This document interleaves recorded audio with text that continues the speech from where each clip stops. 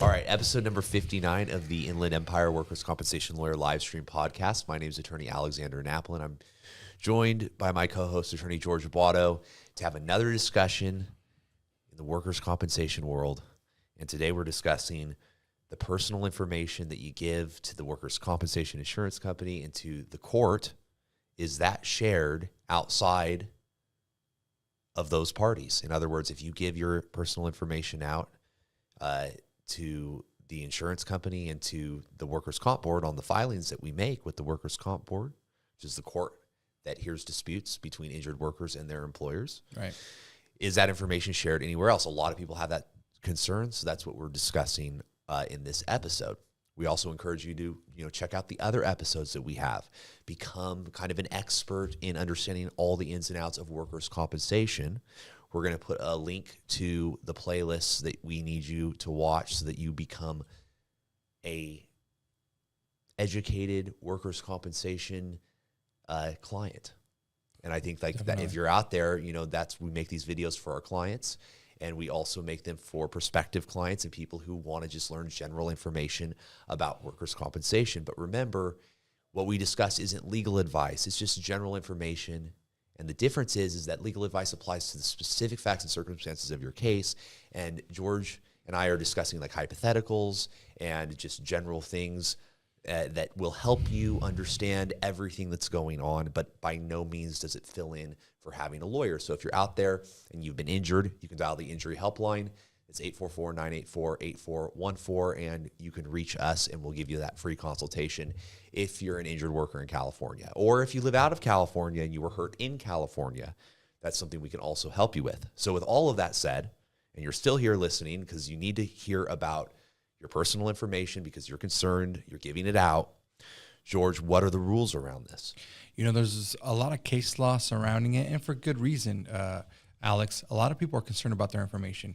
In this day and age, if you're not concerned about your information, then I'm concerned about that, right? Right. Because anyone can steal your information. So when someone says, hey, why do I need to provide my social security number? Why do I need to provide my actual address? Why do I need to provide this, that? I understand it. It makes sense. But just know that the court has dealt with this, and with your personal information and with the rights surrounding all that, extensively. So for your question, there are answers. Number one, just understand that any information that you're providing to your attorney is privileged. So when your attorney asks you for your social, you shouldn't have any qualms about giving it to them. I mean, obviously, if they're a California barred attorney, because we're dealing in California, if they're somewhere else, then again, it could be a different state, different rules apply. But if you're in California and you're dealing with a California barred attorney, any information you give them is privileged, like it is in any other state. But if you want to provide them with more information than they need, great. But you should at least provide them with the information they're requesting. Usually that's your social, your date of birth, your address, your emergency contact information. All those things, we need them for a reason. Now, what I want you to understand also is that this information your employer already has, and they've already provided that to their attorney, to the defense attorney for them. So this information, although it's very well guarded and it's very important, the parties that need to have this information either already have it or they should have it. So you should provide this information. Now, HIPAA rules, if our viewers out there don't know what HIPAA is the rules that keep your medical information safe. So when you go to the doctor, any medical clinic, any hospital, any physician, or any person providing medical care needs to abide by the HIPAA rules. Workers' compensation is a little bit different. HIPAA rules are kind of, not completely, thrown out the window, because when you put your medical situation, your medical history, your future medical treatment in question, which is what we're doing when we say we request medical treatment, we request this stuff. When you're doing that, then obviously it needs to be examined by the attorneys that are handling the claim, the doctors that are handling your issues, as well as possibly a judge, right? So your medical reports, although they're not a free-for-all, they will be given to the people that should have access to them. And that was a mouthful, Alex, but I mean, I wanted to give us a small overview on it. Any thoughts on what I just discussed or anything that we talked about right now? No, I think that's well said. I mean, you're going to give it to the parties who need it to evaluate the claim that you're claiming. Right. I mean, you can't prove the extent of your injury without all your medical records. So as soon as you put those body parts at issue, then the insurance carrier and the Workers' Compensation Appeals Board are going to receive medical evidence and be able to read all about you and all of that. But it's limited, right? I mean, they're not allowed to necessarily just redisclose that information. No. So yes, the people who you're fighting with have your stuff, but everybody else in the world, it's still not disclosed outside of those parties. Right. I think that's what we were discussing before we started. Hey, people are concerned about their private information. We want to make sure that our viewers understand that it is not shared with the outside world.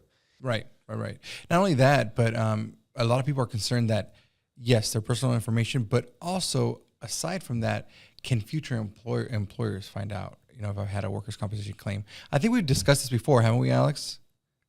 We discussed it a couple episodes ago. But it was more related to what your employer has to accommodate.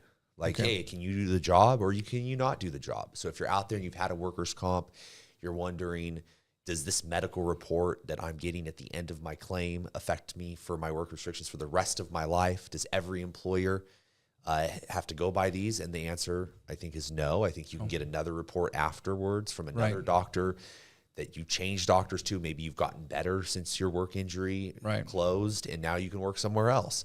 So the employers can't really discover all of the specifics to your prior injuries. Right. Now, there's some indexing that goes on, I believe.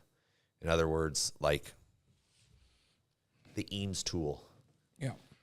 You have to, if you can access some very basic information about injured workers and their claims, if you know their date of birth and their name, or like I think their social or their claim number, their ADJ number, not their claim number. Yeah, right. With the city they live in, you can search down and find. It's not really public. You have to swear that you're not using it to make an adverse employment decision against someone. Right. It has to be like you're a lawyer to the case or you have some connection to the case. You can publicly access it, but you have to swear and put your email address in there. Right. But it's kind of public. It's like semi-public. It's very limited information. That's what I was going to say. Very, very limited information. Like literally, if there was any hearings, what they were about, if it was when they were like maybe when you actually filed the application and when the claim was closed and just, maybe some parties that are involved, such as the employer and things like that, but very, very limited information. And I think that our viewers might also, not a lot, or maybe a lot, don't know. Maybe they are scared that they have to provide this information, which might be adverse to their rights or to maybe their social is not good. Right. Maybe they were working under a different name. Right. Okay. But what you have to understand is that this is not going to adversely affect you. Okay. Well, I think that should be discussed further though. What you were mentioning. It should, definitely. Like I think that if you have provided a false name or social security number to get employment, you might be worried about getting caught. Well, you don't have to worry about that because the Workers' Compensation Board, the Department of Industrial Relations in California, doesn't share that information that's in your claim file with the federal government. Right. Now, I don't know. They could be hacking the systems and finding out some way or another, but not legally. Right. So, that's something I think people should understand. Yeah, great point there, Alex. And what I also want to say is that during your deposition, it's a little bit out of the scope of what we're discussing today, but you might be deposed, right? And in that deposition, they will ask your address. They will ask you some personal information. However, this is where a good attorney comes in. Maybe an attorney that has done more than 2 depositions, right? I've done thousands of depositions. I can't even count them. It's been a lot. And I've done them both for the defense as well as for the injured workers. So I know the game. I know what goes around. So if your attorney does not know the game and they ask you personal information and they get that on the record, that might be an issue, right? That might be an issue for you. But your Social Security should always be discussed off the record. So there should never be a record of you saying your Social Security number. Your Social Security number is written down, taken off the record. If for some reason your Social Security number is not good, it's not valid, it wasn't given by the U.S. government, or you changed your Social Security number, you were using a different one before, this one is valid, or you're working under a different name, that should all be discussed off the record, and that's what I do for my clients. I don't know if you feel the same way or if you have any input on that. You just share it with the people who you're having the dispute with. It doesn't go outside of from the other insurance company, and it doesn't go outside of the Workers' Compensation Appeals Board. So, we keep it out of the deposition. I think privacy concerns are significant because that deposition describes who you are, where you grew up, who your brothers and sisters were, when you got your driver's license, where you went to high school, what's your mother's maiden name.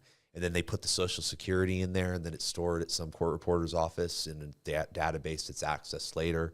I think that you keep your social out of those records. Right. And that's just a privacy thing that you're allowed to do. And remember, those things don't go outside of the areas we've discussed. So if you're out there and you're watching, you're concerned about all these things, subscribe to our channel and watch the videos, the live streams we put together. This is episode 59. So we got like another 58 episodes that you can just browse through. And if you have comments, you have questions, you put them in the chat there, just general in nature. Remember, we're talking about privacy. Right. So you probably have a screen name, and you might ask some generic questions about the general information we're sharing. But if it's case specific and you're identifiable and you're talking about some ongoing dispute you're having, you need to really just call the injury helpline 844-984-8414 and ask for a free consultation, and we'll give you the private legal advice that you need to make the right decision about your workers' compensation case.